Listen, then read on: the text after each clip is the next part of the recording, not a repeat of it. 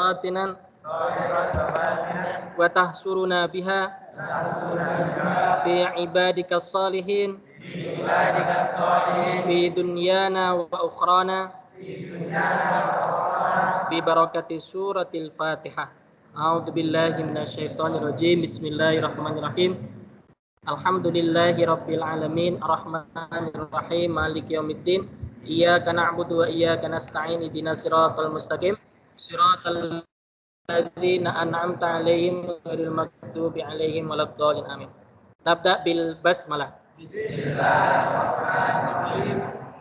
Ikhwani wa akhwati santriwan santriwati PPIT Al Huda, mari kita bersyukur pada Allah Subhanahu wa taala di malam hari ini kita perdana melakukan kajian rutin. Dulu pernah sempat ada, sebelum ada pandemi itu rutin setiap Kamis malam Jumat.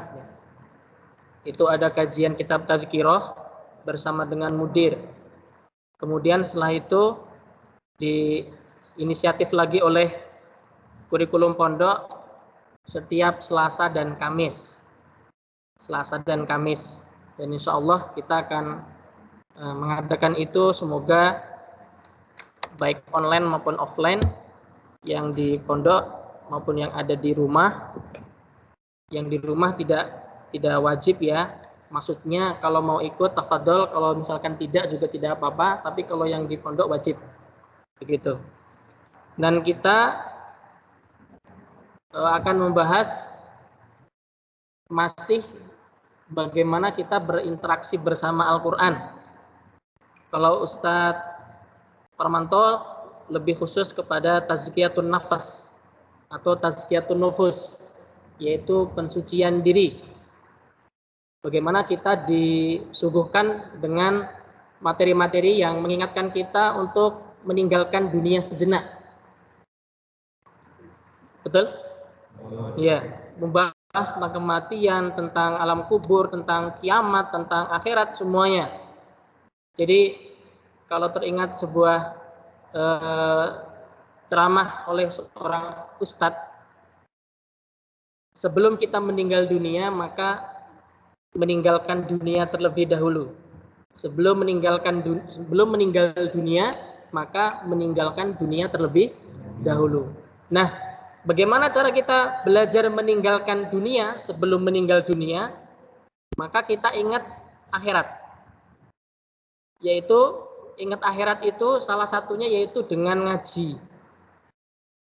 Ya, dengan ngaji. Ya seperti ini secara sederhananya. Sebenarnya kalau di medsos, media sosial itu lebih banyak kajian-kajian di YouTube ataupun di Instagram, banyak sekali kajian-kajian. Kita juga tidak boleh tertinggal, ya. Kita tidak boleh tertinggal karena itu sebagai bekal untuk di akhirat kita. Dan pada kesempatan kali ini saya diamanahi untuk ditafsir. Ya, nanti akan kita bahas apa itu tafsir. Tapi sebelum masuk ke ilmu tafsir, saya tidak pakai mic ya. Karena kalau pakai mic nanti suaranya menggema, terus yang di rumah juga jelek suaranya. Jadi saya langsung pakai seperti ini aja. Suaranya suara alami. Dan ini saya tulis ada 6 T. Ada tartil, tajwid, tilawah, tahfiz, tahsin, tadabbur. Satu lagi sebenarnya ada, yaitu tafsir. Tapi nanti di akhir ya. Mungkin ada pertanyaan di benak antum, Ustadz, kenapa sih kok kita harus bahas Al-Quran terus? Al-Quran lagi, Al-Quran terus, Al-Quran lagi, pokoknya Al-Quran terus. Apakah karena memang di pondok kita takhususnya Al-Quran? Enggak juga, ya. Di pondok kita tidak hanya menghafal saja, tapi ya organisasi juga ada, ilmu agama juga ada, ilmu umum juga ada. Hidup berkomunal seperti ini juga ada, bersosial juga ada. Semuanya apa aja ada. Ya. Tetapi pertanyaannya, kenapa kok kita bahas Al-Quran lagi, Al-Quran lagi, Al-Quran lagi? Nah, karena Al-Quran itu akan berbalik menjadi sahabat kita nanti di akhirat. Kalau di dunianya itu kita berinteraksi bersama Al-Qur'annya itu sering, bahkan setiap waktu, maka nanti di akhirat juga akan begitu. Ya, maka juga nanti akan seperti itu. Maka orang yang selalu bersama Al-Qur'an itu disebut sebagai shahibul Qur'an. Shahibul Qur'an atau ahlul Qur'an. Nah, perbedaan apa namanya Al-Qur'an dengan yang lain. Al-Qur'an itu diceritakan ya, bukan diceritakan, dijelaskan, disabdakan oleh Nabi bahwa nanti akan menjadi syafaat. Nah, pertanyaan saya, kecuali Mas Ronald, mana Mas Ronald? Udah tahu dia. Waktu kemarin ikut saya ke Guntur Nadi, nyeter ke saya ceritanya. Dulu kalau jadi santri itu kalau dijak metu tadi senang. Siapa yang di sini yang tidak mau syafaat? Siapa yang mau syafaat? Pasti semuanya pasti mau syafaat. Cuma definisi syafaat itu ya, atau syafaat itu pertolongan kan? Ada dua macam syafaat. Yang pertama yaitu syafaat Al-Qur'an, yang kedua syafaat selain Al-Qur'an. Nih, dipahami ya. Syafaat itu ada dua macam. Satu syafaat Al-Qur'an, yang kedua syafaat selain Qur'an. Perbedaannya sekarang. Perbedaannya, kalau syafaat Al-Qur'an itu Al-Qur'an akan menolong sohibnya, akan menolong orang yang senantiasa berinteraksi bersama Al-Qur'an ketika di dunia sebelum dia tersengat api neraka. Jadi kalau dijelaskan dalam sebuah riwayat hadis yang panjang itu, ketika manusia pertama kali masuk ke dalam kubur, di kubur itu sudah siap siksa kubur. Dari arah kanan, itu api siap nyamber, tapi Al-Qur'an menahan. Dari sebelah kiri, Al-Qur'an menahan. Akhirnya dia nggak tersengat api. Dari kepalanya atau dari depan, api juga siap untuk menyambar dia, tapi dibentengi sama Al-Qur'an. Dari belakang dia atau dari bawah dia juga datang sengatan api untuk membakar dia, untuk memberikan siksa kubur. Tapi Al-Qur'an menjadi tameng bagi dia. Sampai-sampai apinya itu bicara sama Al-Qur'an. Kamu itu siapa? Sepertinya orang ini tidak pernah berbuat seperti itu sama kamu, kok sampai kamu dibantu sama dia, yaitu dibantu sama Al-Qur'an. Nah, kemudian si syafaat itu, Al-Qur'an itu berbicara. Ya. Al-Qur'an itu berbicara kalau dia itu ya, lisannya itu selalu keluar Al-Qur'an ketika masa hidupnya. Maksudnya dia adalah shahibul Qur'an, dia adalah ahlul Qur'an. Maka tubuhnya itu nggak rela kalau disengat oleh siksa kubur, yaitu api itu. Makanya perbedaan syafaat Al-Qur'an dengan syafaat selain Al-Qur'an, syafaat Al-Qur'an itu akan menjadi tameng, perisai sebelum orang itu tersengat oleh siksa api di kubur atau di neraka. Nah, di kubur aja sudah dijaga ya oleh Al-Qur'an itu, ditolong sama Al-Qur'an itu, apalagi nanti misalkan dia di akhirat di nerakanya. Dari awal sudah dijaga oleh Al-Qur'an.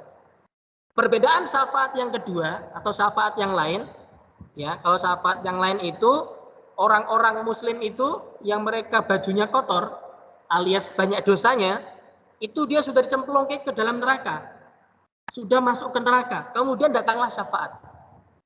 Paham ya? Datanglah syafaat. Jadi orang syafaat yang kedua itu menolong orang-orang yang sudah tersengat api. Ya, sudah tersengat api. Tapi kalau syafaat Al-Qur'an itu menolongnya sebelum tersengat api. Itu perbedaannya. Betul? Nah, Makanya dari situ loh, kenapa kok kita tuh semangat sekali bersama Al-Quran, berinteraksi Al-Quran, entah itu tartil, entah itu tajwidnya, entah itu tilawahnya, entah itu tahfiznya, entah itu tahsinnya, entah itu tadaburnya, pokoknya apapun kita bercengkrama, berta'amul bersama Al-Quran. Tahsin. Ya, secara bahasa kata tahsin artinya memperbaiki. Dari kata hasana, yuhassinu tahsinan. Memperbaiki atau menghiasi, atau membaguskan, atau memperindah, atau membuat lebih baik dari semula. Makanya ada tahsin di pondok kita, atau banyak sekali program-program tahsin itu ya bacaan kita sudah bagus, dipoles sedikit lagi, ya semakin bagus, semakin indah. Kalau biasanya kalau ngaji suaranya itu biasa-biasa aja. Nah, setelah ketika dia belajar tahsin, dia punya bacaan yang bagus. Bahkan dia bisa ngikutin lagu-lagunya siapa? Para masyayikh. Gitu kan? Imam-imam tadi jadi imam itu kan kalau lagu biasa tidak seperti itu, tapi dia bagus suaranya, ya, dia mentahsin, menghiasi. Nah, lalu kata tilawah, ya tilawah itu sudah nggak asing di antara kita, artinya membaca atau bacaan. Dari sini nanti ada kaitan antara tahsin dan tilawah. Adapun tilawah secara istilah adalah membaca Al-Quran dengan bacaan yang menampakkan huruf-hurufnya dan berhati-hati dalam melafadzkannya agar lebih mudah untuk memahami makna-makna yang terkandung di dalamnya.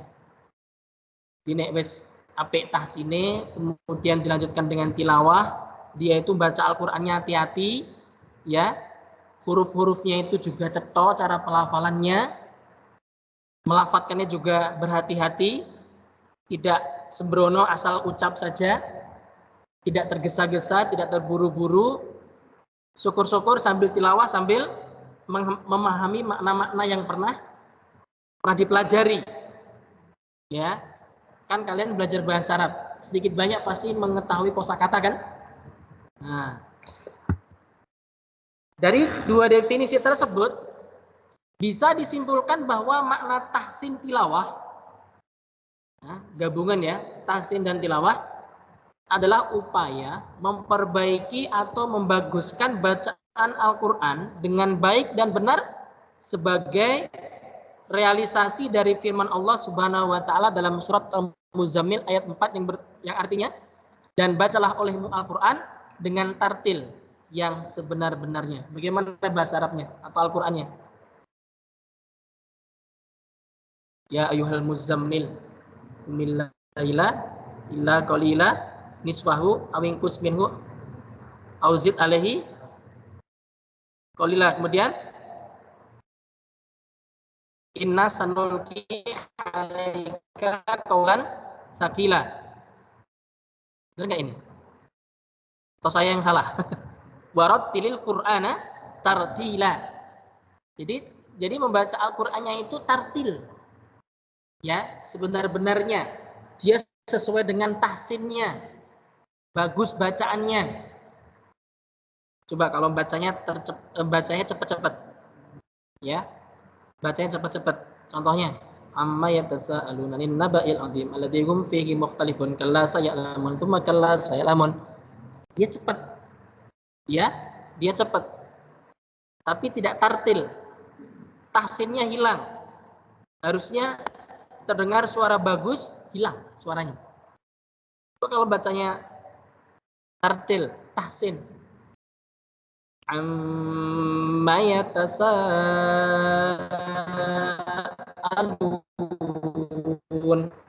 'anin naba'il 'adzim. Nah, kan terdengar suara indah. Ya. Kemudian yang berikutnya tajwid. Nah, tajwid itu sudah antum pelajari. Ya, baik di SMP, di SMA, tajwid itu kalau dalam Al-Qur'an, dalam belajar Al-Qur'an tidak akan pernah lewat. Pasti selalu ada yang namanya tajwid. Ya.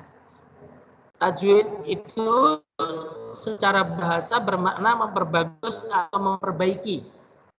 Ya, perbaiki. Secara istilah adalah mengucapkan setiap huruf dari makhraj atau tempat keluarnya huruf dengan benar. Ya, kalau misalkan hamzah ya dibaca hamzah, jangan dibaca ain. Kalau ha ya dibaca tebal, jangan ha tipis, kan gitu.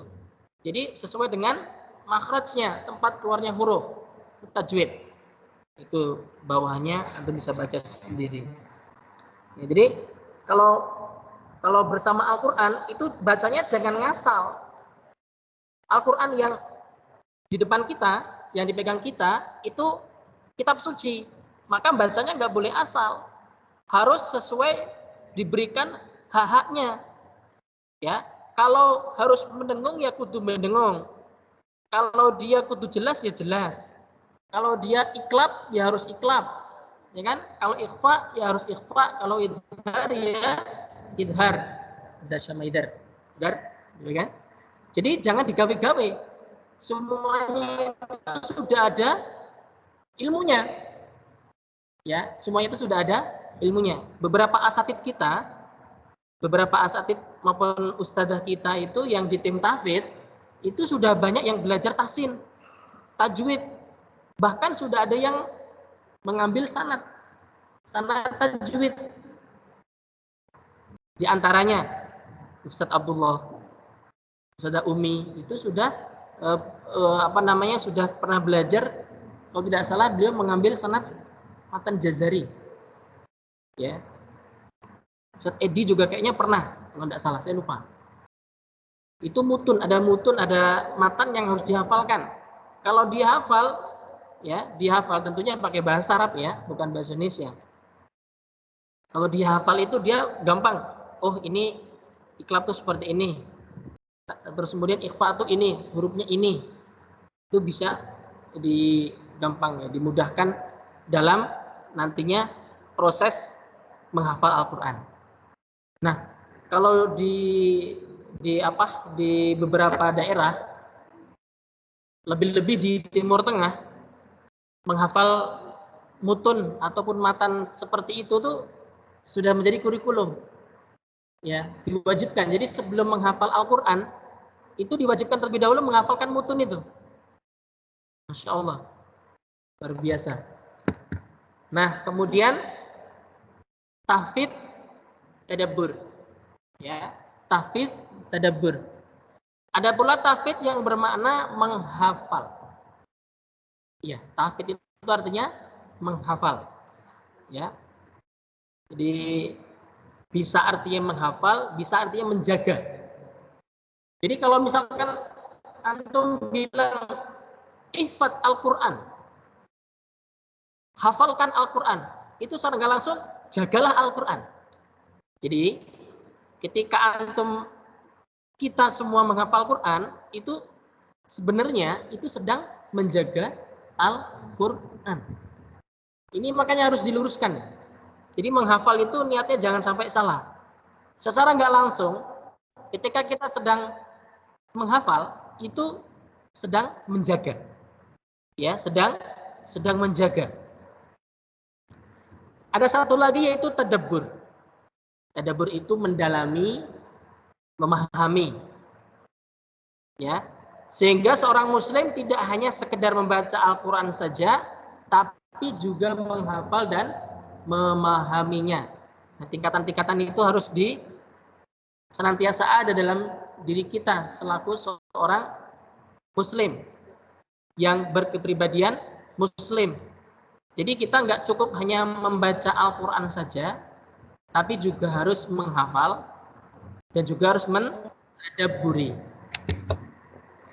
Nah, kemudian kita masuk, udah mau akhir ya, tenang aja. Masih setengah lagi padahal. 7 sampai 14 slide. Tadabbur, tafsir. Maklum ya, kalau pas lagi kajian seperti ini, antum ngantuk tuh wajar. Saya udah pernah sampaikan, kalau orang sedang belajar agama, ya, kemudian dia itu ngantuk, itu ya mungkin karena kecapean atau mungkin karena digoda setan. Setan tuh kemana-mana bawa apa? Bawa pasir sama bawa madu. Kalau sedang belajar agama, itu madunya dipiur-piurkan ke wajah-wajah manusia itu, biar supaya sepet terus ngantuk. Akhirnya, yaitu ujiannya.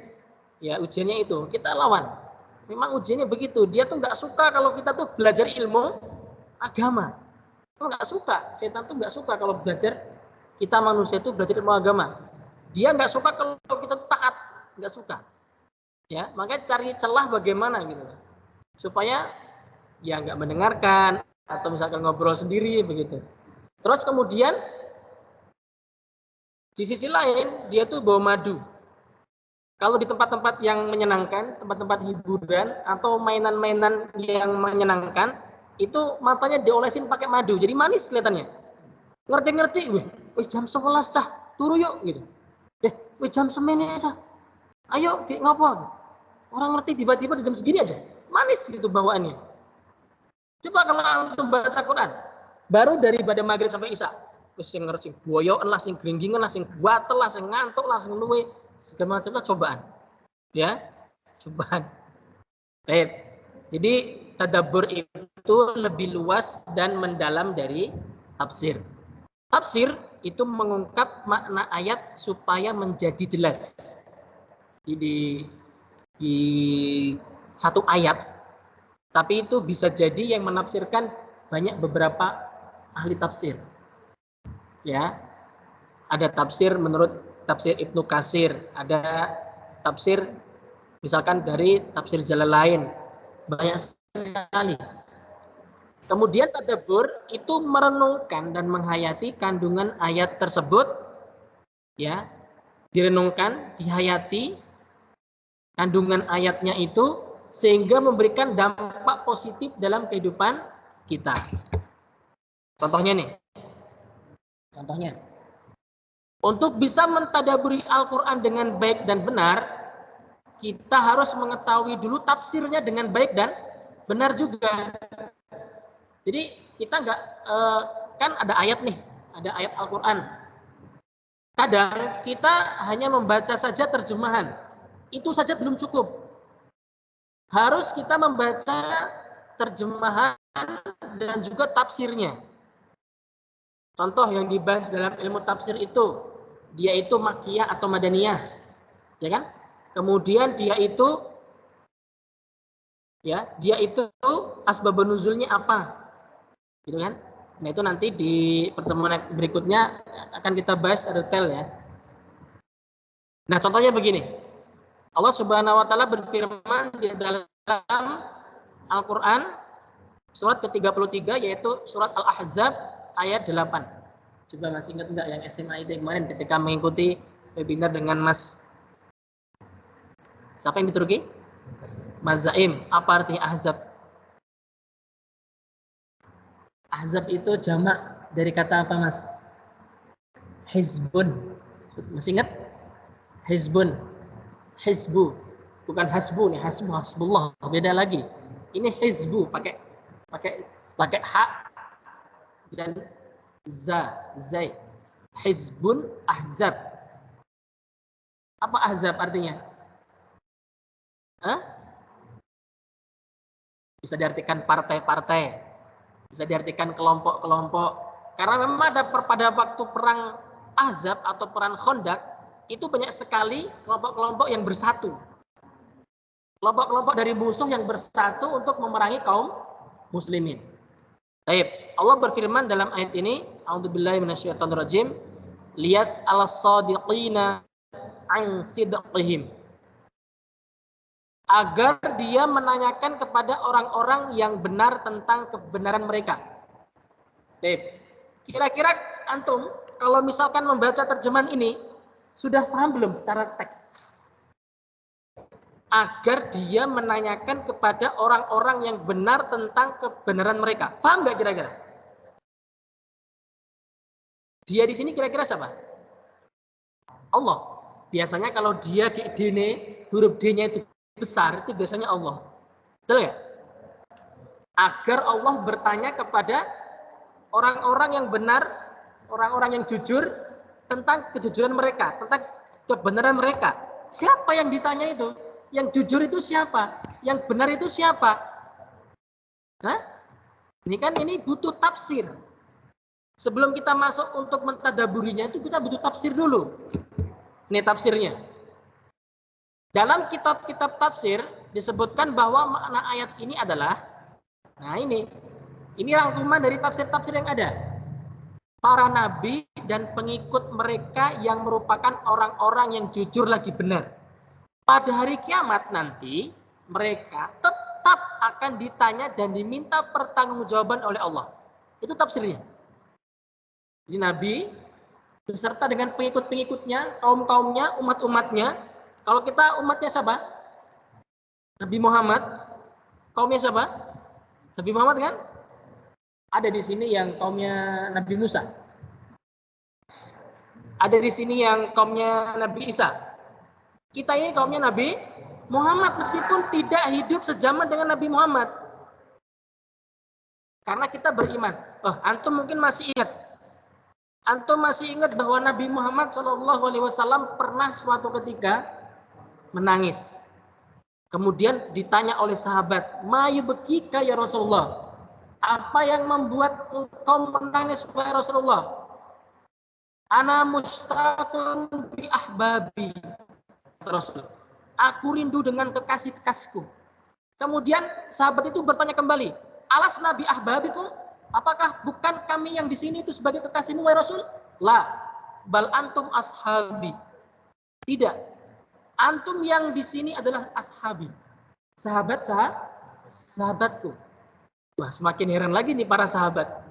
Padahal sahabat itu definisi sahabat, siapa yang tahu definisi sahabat? Antum di sini sahabatan semua enggak? Sahabatan itu sak waktune podo, zamane podo, yo pernah ketemu, itu jadinya sahabat. Abim sama Amirul dari kelas 7 di sini. Yasin juga dan semuanya. Ya. Dari kelas 7 sampai kelas 12. Waktune yo podo. Ya, pondoke yo podo. Yo sering ketemu. Nah, kalau sahabat itu ya, mereka hidup sesama Nabi di zaman Nabi, pernah bertemu dengan Nabi. Nabi definisinya itu juga iman kepada Nabi. Meski ada orang-orang kafir yang tidak beriman, bahkan dia bertemu dengan Nabi, kalau dia tidak beriman, maka bukan sahabat Nabi. Abu Jahal. Dia pamannya sendiri, sering ketemu dengan Nabi. Apakah dia sahabat Nabi? Bukan, karena dia tidak beriman. Nah, kemudian sahabat ini masih keheran-heranan. Siapakah kekasih-kekasih Nabi Muhammad itu? Lalu Nabi Muhammad menjawab, mereka adalah kaum yang hidup bukan pada zamanku, tetapi beriman kepada Allah dan kepadaku. Kira-kira kita bukan? Benar nih. Masuk enggak nih? Kita hidup dengan zaman Nabi enggak? Enggak. Kita beriman kepada Allah enggak? Kita beriman kepada Nabi Muhammad enggak? Semoga. Ya, amin ya rabbal. Kita termasuk dari orang-orang yang dirindukan oleh Nabi Muhammad SAW. Coba bayangin, kalau orang dengan Nabi Muhammad, kemudian dia percaya dengan Nabi Muhammad, beriman kepada Allah dan juga Nabi Muhammad, terus kemudian beliau-beliau itu keimanannya kuat, wajar nggak seperti itu? Wajar kan? Tapi kalau orang yang belum pernah ketemu Nabi Muhammad, tapi cinta dengan Nabi Muhammad, beriman kepada Allah, beriman kepada Nabi Muhammad, bagus enggak? Luar biasa enggak? Enggak. Itu makanya Nabi Muhammad ketika pernah mengungkapkan kekangenannya, kerinduannya. Semoga kita termasuk yang itu. Nah, ini baru tafsirnya. Jadi supaya kita bisa mengetahui makna itu ya kita baca tafsir. Jadi siapa yang dimaksud tadi itu lias Allah amsidukihim, yaitu para nabi dan para pengikutnya itu merupakan orang-orang yang jujur lagi benar. Pada hari kiamat nanti nabi beserta dengan kaumnya itu masih dimintai pertanggungjawaban oleh Allah. Nah, ini tadaburnya. Ini contoh tadaburnya. Kalau orang-orang yang jujur lagi benar seperti para nabi saja ditanya dan diminta pertanggungjawaban oleh Allah pada hari kiamat nanti, bagaimana pula dengan kita? Oh, betapa dahsyat dan menakutkannya pada saat itu. Aku harus lebih berhati-hati dalam kehidupan ini agar aku selamat nanti. Nah, itu contoh dari tadab. Paham? Nah, sudah ya. Jadi itu pembahasan tentang 6T. Ya. Apa tadi yang pertama? Tahsin, kemudian tilawah, kemudian tajwid, kemudian tahfidz, kemudian tadabbur. Nah, yang berikutnya yaitu kita akan masuk ke tafsir. Ya. Ini mukadimah awal. Nanti pertemuan yang akan datang sedikit demi sedikit kita akan belajar tafsir, misalkan tafsir surat Al-Fatihah. Ya, kemudian juga tafsir-tafsir kita nggak usah berat-berat dulu. Semoga nanti kita bisa menyelesaikan tafsir minimal tafsir juz amma. Jadi antum hafal juz amma? Hafal nggak? Juz amma, terus kemudian tahu tafsir dan tadabburnya. Masya Allah, luar biasa. Nah ini, pengertian ilmu tafsir secara bahasa atau secara etimologi, ya bahasanya begitu, yaitu al-idah. Tafsir itu artinya menjelaskan. Kemudian juga at-tabyin, menerangkan. Kemudian al-izhar, menampakkan. Kemudian al-kashfu, menyibak. Makanya ada dalam sekolah itu, Ustadz biasanya kalau buat presensi kehadiran itu kashful hudur, kashful ghiab. Kalau kita jangan sampai salah ya, dalam bahasa Indonesia itu ada namanya presensi kehadiran. Ya kan? Link presensi, berarti dia yang berhak mengisi itu bagi yang present, bagi yang hadir. Ya kan? Kalau absen, berarti dia yang goib, yang absen. Nah, kalau dalam bahasa Arab jelas. Kalau yang present, yang hadir, itu namanya kashful hudur. Ya, kashful hudur. Kalau yang goib, kashful ghiab. Jadi, kashful hudur itu ya untuk orang-orang yang hadir saja. Siapa ditulis di situ. Kalau kashful ghiab, dia yang absen. Dia yang gak hadir. Nah, maksud dari kashfu itu yang menyibak. Menyibak itu membuka. Siapa sih yang hadir, siapa yang goib. Nah, gitu maksudnya. Jadi diurai. Artinya tuh begitu. Disibak. Kemudian yang terakhir yaitu at-tafsil. Pakai soft. At-tafsil. Merinci. Merinci. Ini secara istilahnya oleh Imam As-Suyuti dan Imam Az-Zarkashi. Ilmu tafsir adalah ilmu untuk memahami kitab Allah. Memahami kitab Allah yang diturunkan kepada Nabi Muhammad dan merupakan penjelasan makna-makna serta kesimpulan, hikmah dan hukum-hukum. Jadi Al-Quran itu bukan hanya jelek mushaf seperti kita ini gitu.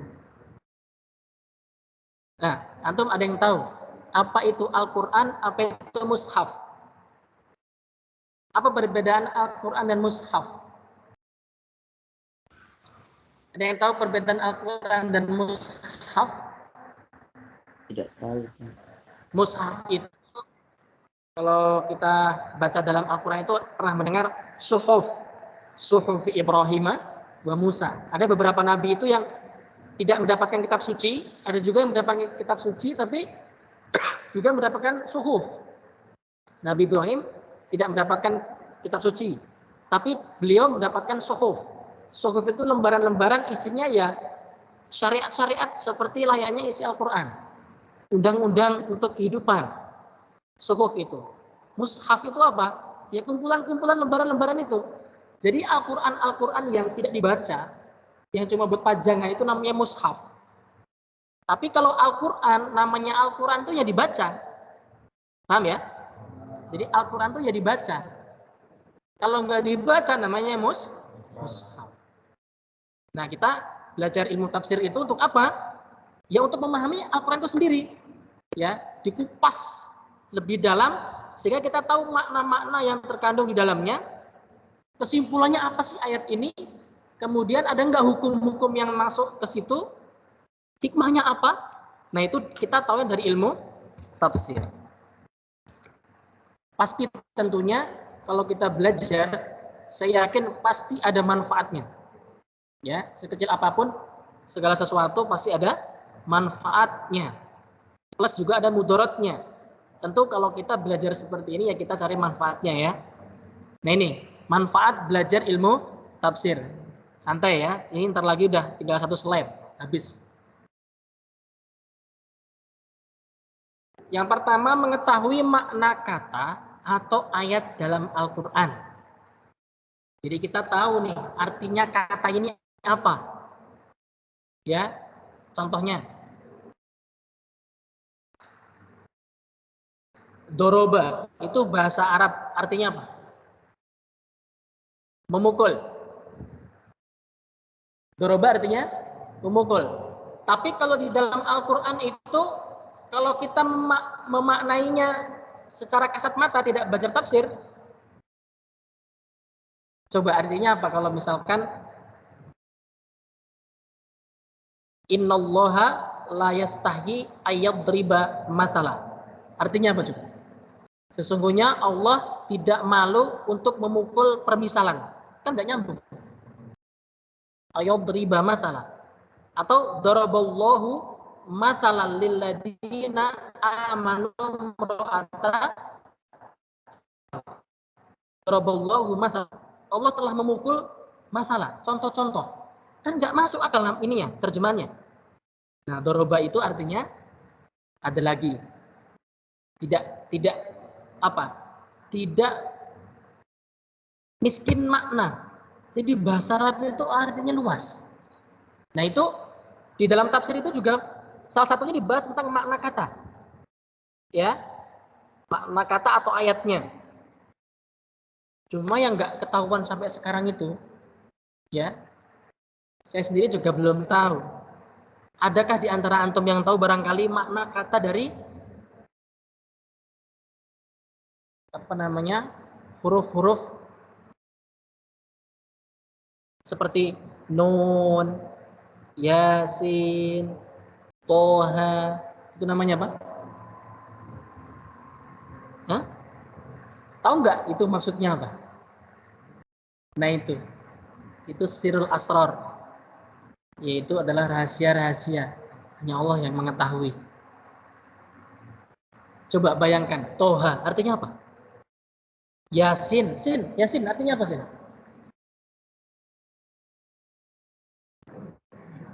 Yasin artinya apa? Toha artinya apa? Itu kan huruf-huruf apa namanya lupa saya. Namanya apa, Mbak? Huruf-huruf apa namanya? Astagfirullah, lupa saya. Fawatihus suwar. Dengar Fawatihus suwar? Naam, Ustaz, Masya Allah. Huruf muqatta'ah. Ada nggak di antara antum yang tahu artinya apa? Yasin, Toha. Itu bagian dari kemuliaan Al-Quran yang tidak kita ketahui. Itu membuktikan kalau kita manusia itu terbatas. Hanya saja ada beberapa di ilmu tafsir itu yang menjelaskan begini.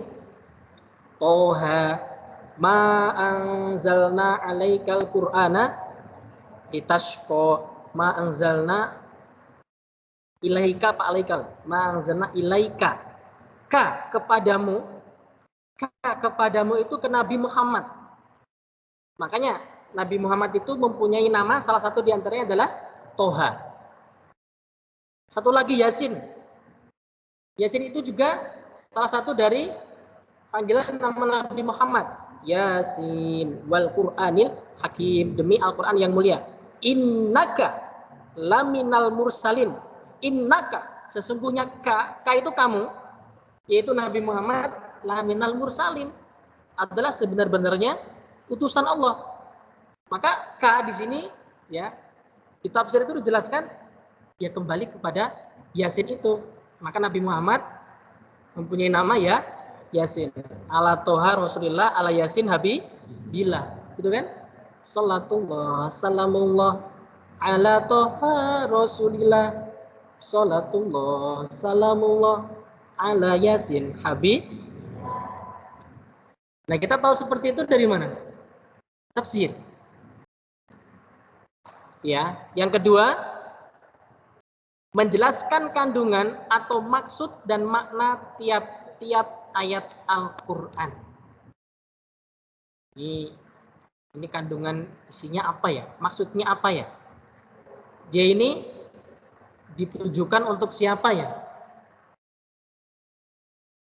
Ya, termasuk juga nomor 3, menemukan hukum serta hikmah yang terkandung dalam Al-Quran. Nanti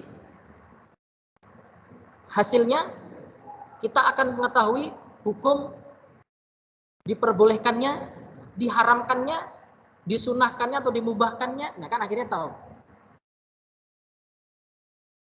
Dan yang keempat, menyampaikan maksud dan ajaran Allah Subhanahu wa taala yang semuanya sudah tercantum di dalam Al-Qur'an agar manusia bisa menjalani hidup sesuai dengan Al-Qur'an. Jadi isi kandungan yang ada di dalam Al-Qur'an itu bisa tersampaikan kepada manusia. Ya, bukan hanya sebatas ayat saja tapi isinya juga tersampaikan. Maksudnya apa? Tujuannya apa? Hikmahnya apa? Itu tersampaikan kepada manusia sehingga manusia itu berjalan di muka bumi ini dengan undang-undang Gusti Allah. Dengan pedomannya, itu dengan Al-Qur'an. Dan yang terakhir, kalau kita baca ilmu tafsir itu biasanya kita nggak akan jauh-jauh dengan ini, asbabun nuzul. Ya, asbabun nuzul itu untuk Al-Qur'an. Kalau untuk hadis namanya apa? Untuk hadis namanya apa? Asbabul wurud.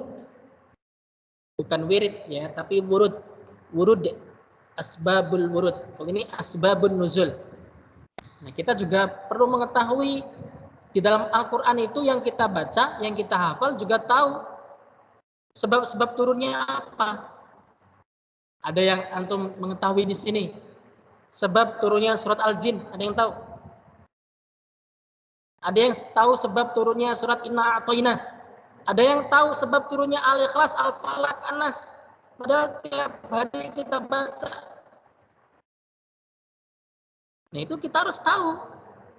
Nah, semakin kita tahu, semakin kita percaya, semakin kita mantap kalau kita bacanya. Pas ketika sholat, antum baca ayat itu, atau ada imam yang baca ayat itu atau surat itu, antum sambil mendengarkan, sambil fokus, terfikir asbab nuzulnya.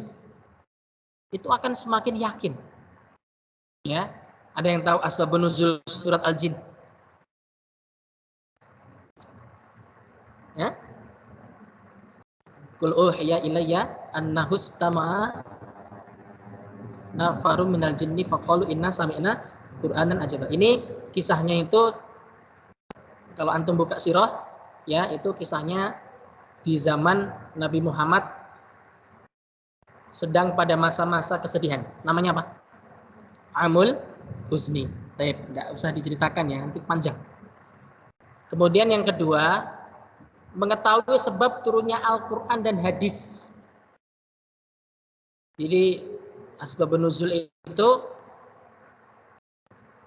ayat ini turunnya berkenaan dengan apa gitu kan? Itu juga tidak hanya dijelaskan dalam Al-Qur'an, dilengkapi juga ada penjelasannya dalam hadis. Makanya kalau misalkan kita belajar Al-Qur'an saja, saya nggak mau.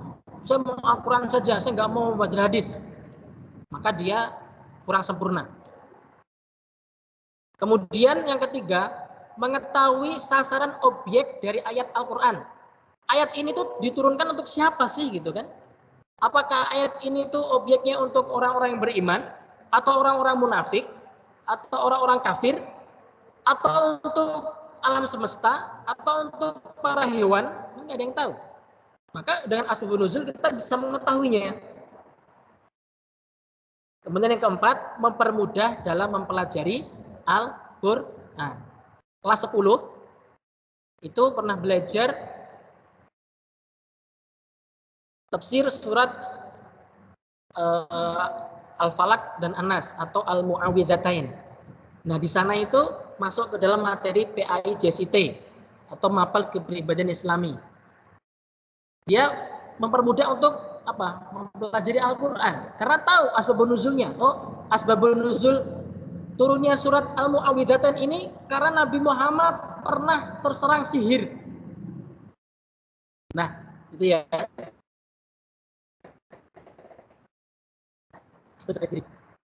Beliau pernah terkena guna-guna. Ya. Kemudian mempermudah menafsir. Ya, kalau kita tahapannya belum bisa sampai ini, kita ini bisanya hanya membaca tafsir, mendalaminya, mempelajarinya. Kalau menafsir, kita ini belum makomnya, ya, belum makomnya. Itu sudah, kita ini tinggal enak, tinggal membaca tafsir-tafsir ulama pada zaman dahulu. Peninggalan-peninggalan beliau, mahakarya beliau, tafsir-tafsirnya sampai ke kita, tinggal kita pelajari saja. Ya. Ya memang ada orang-orang Indonesia yang menafsirkan apa, yang ahli tafsir juga ada. Almarhum Buya Hamka. Ada yang tahu tafsir beliau namanya tafsir apa? Kemudian juga ada yang masih hidup. Beliau itu adalah bapaknya Najwa Shihab. Namanya siapa? Kiai Quraisy Shihab. Itu beliau juga punya tafsir. Ya. Tapi beliau luar biasa. Nah, jadi kalau seperti kita ini, semoga kalau misalkan nanti ada di antara antum, bisa doakan, siapa tahu nanti jadi orang yang faqih, orang yang alim. Ya, nanti belajar ilmu agama secara fokus, secara konsisten, kemudian diberikan apa namanya, orang yang ahli pandai dalam Al-Quran, sebagaimana doanya Nabi Muhammad kepada sahabat yang sangat terkenal, Allahumma faqihhu fiddin wa alimhu at-ta'wil. Ya Allah, pahamkanlah faqih dalam agama dan ajarilah diri takwil, itu tafsir. Masya Allah, ini doa Nabi Muhammad pada para sahabat. Kemudian juga nomor 6, membantu dalam menghafal Al-Quran. Antum baca tafsir, ngerti, oh ini tafsirnya seperti ini nih. Dia akan cinta dengan ayat yang dia baca. Dia akan enak gitu, karena udah tahu. Ya. Kemudian yang ketujuh, mengetahui pengkhususan suatu hukum. Ya, dia bisa tahu secara khusus hukum, oh ayat ini tuh untuk hukum halal. Oh, ayat ini tuh hukum untuk hukum haram. Oh, ayat ini tuh untuk hukum dan seterusnya dan seterusnya. Yang terakhir, mengatasi ketidakpastian. Jadi dengan asbabun nuzul itu bisa mencari kebenaran. Ya, mencari kebenaran, kepastiannya bagaimana. Begitu. Jadi alhamdulillah selesai materinya. Tidak banyak ya, tidak banyak atau banyak ya. Alhamdulillah selesai, dan insya Allah di pertemuan yang akan datang kita akan melanjutkan. Ini gambar kucingnya bagus banget ini. Kucingnya tertawanya kayak giginya manusia, itu lucu banget soboy. Namanya siapa ini? Atika Rayani. Ayo. Insya Allah pekan depan, in baqiya minal umri, kalau umurnya panjang, kita akan membahas, mentadaburi tafsir surat Al-Fatihah. yaitu surat yang wajib kudu kita baca dalam sholat. La sholata liman la fatihata lahu. Sholatnya seseorang nggak sah kalau dia nggak baca Al-Fatihah. Terus kemudian dia ada pertanyaan, Ustadz, saya kan makmum. Kalau saya nggak baca Al-Fatihah gimana? Kan sudah makmum, Ustadz. Nah, nanti kita akan bahas. Di situ ada ikhtilaful fuqaha. Maksudnya di situ ada perbedaan-perbedaan ulama, tentunya sudah punya dasar ya, sudah punya ilmu dan dalilnya kenapa kok berbeda. Ustadz, kalau saya dalam sholat itu baik imam ataupun tidak imam, maksudnya makmum, boleh enggak saya tidak membaca ta'awud atau bacaan basmalah saya tidak saya jaharkan tapi sirkan. Nah, itu nanti pembahasan di tafsir surat Al-Fatihah insyaallah di pertemuan yang akan datang. Baik, jazakumullah ahsanal jaza. Terima kasih pada antum semuanya yang sudah hadir baik di online maupun offline. Semoga ilmu yang kita pelajari ini menjadi ilmu yang manfaat dan ilmu yang barokah. Amin ya rabbal alamin. Baik, hayya bina nahtatim bi qiraati alhamdulillah. Alhamdulillahirabbil alamin. Doa kafaratul majlis. Subhanakallahumma wa bihamdika asyhadu an la ilaha illa anta astaghfiruka wa atubu ilaik. Wabillahi taufik wal hidayah. Wal afu minkum dinas siratal mustaqim. Assalamualaikum warahmatullahi wabarakatuh. Waalaikumsalam warahmatullahi wabarakatuh.